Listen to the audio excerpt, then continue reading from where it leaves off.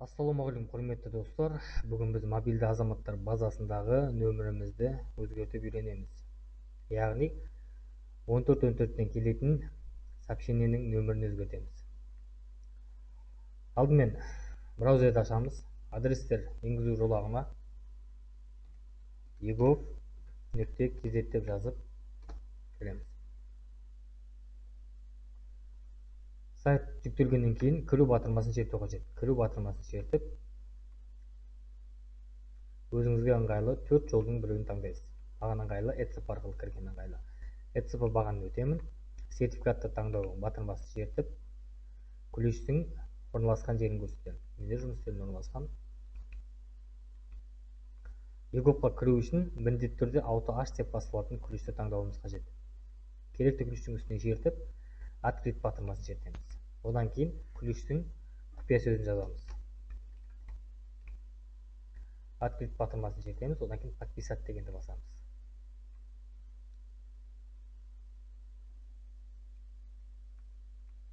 Жүйеге кіргеннен кейін сайттың оң жақ жоғарғы бөлігінде өзіңіздің аты жөніңіз болады. Сонысын шертеміз.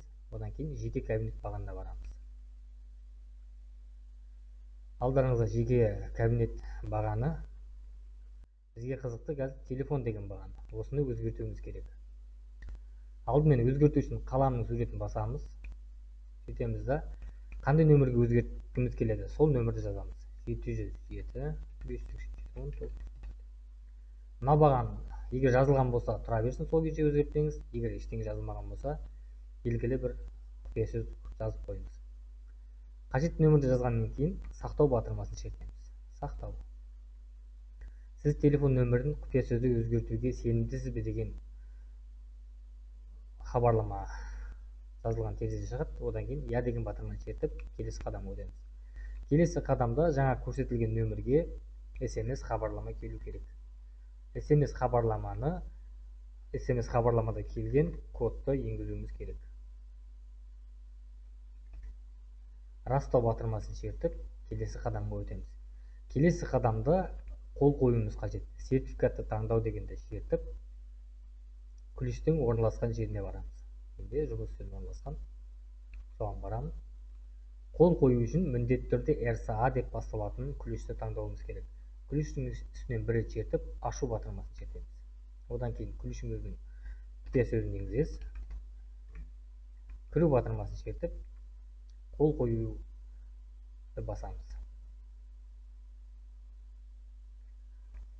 Көрдіңіздер, құрметті достар, санаулы минуттың ішінде мен өзімнің EGOV мобильді азаматтар базасында тіркелген нөмірді өзгертіп алдым. Осы видео нұсқаулық арқылы сіздер де өздеріңіздің нөмірлеріңізді осылай өзгертіп алсаңыздар болады. Келесі видеода біз осы әрекеттерді EGOV Mobile қосымшасы арқылы жасап үйренеміз. Құрметті достар, арнаға жазылыңыздар. Видеоларымызға лайк басыңыздар, пікір қалдырыңыздар. Сіздер үшін жай ғана шерту болуы мүмкін.